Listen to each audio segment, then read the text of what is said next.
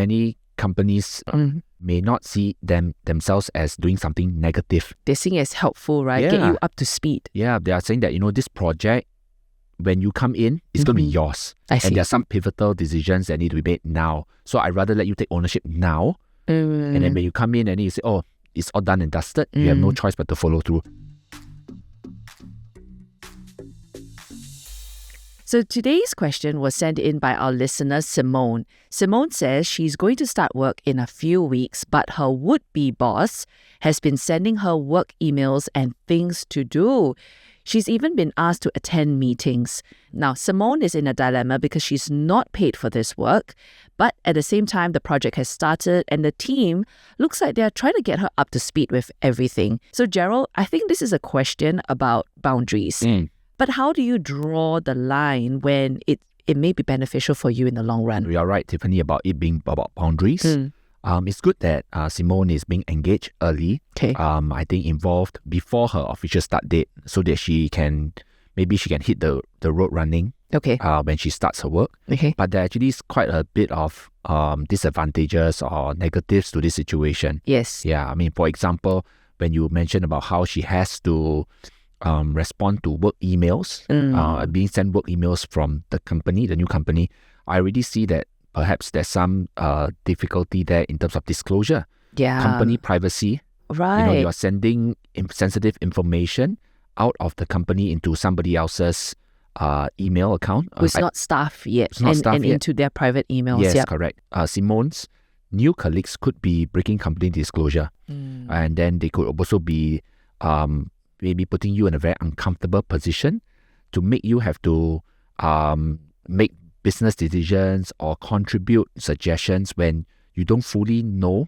everything. If Simone's going to the same industry or moving to a competitor, wow, that's even more sensitive. Yes, right? That's correct. Yeah. Simone is in a very compromising position, very uncomfortable because of what the new company is making her do. Yeah. I did think to myself it was a red flag as well. Right? It might be something worth thinking about, maybe communicating to the boss as well that this is a boundary that shouldn't be crossed, because who's to say that more boundaries will be crossed later on. The boss might say, well, you seem okay with it at the start, so why don't you do more or work on hours that we are not expecting you to work. If I were to speak on behalf of the company itself, they may not see themselves as doing something negative. They're seeing it as helpful, right? Get you up to speed. Yeah, they are saying that, this project, when you come in, it's going to be yours. I see. And there are some pivotal decisions that need to be made now. So I'd rather let you take ownership now.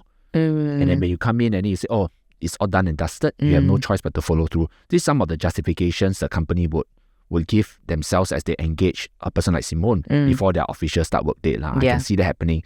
It's really not productive, because how much of control and influence can Simone have? Yes. Even as because she has not even started the work. Correct. And would she be making the best decision? If today I am the new employer and Simone wants to put certain things in place, I would be a bit more cautious. Yeah. So it really brings back the point of what's the purpose of this type of meetings.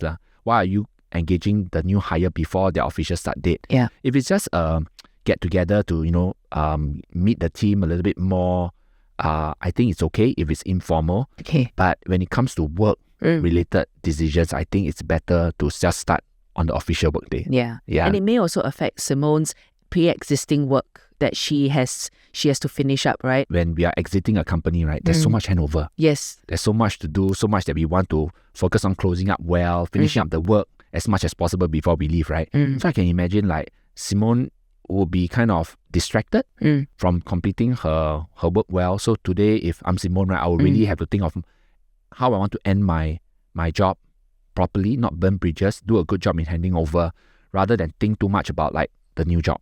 So what can she say to this would-be boss?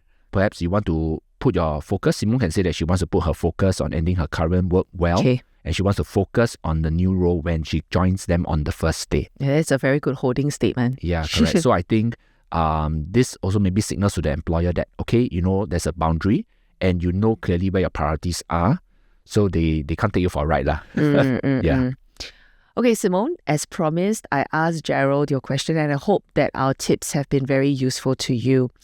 If, once you've started your job, if things get better, things get worse, write back to us. We'll be more than happy to help you.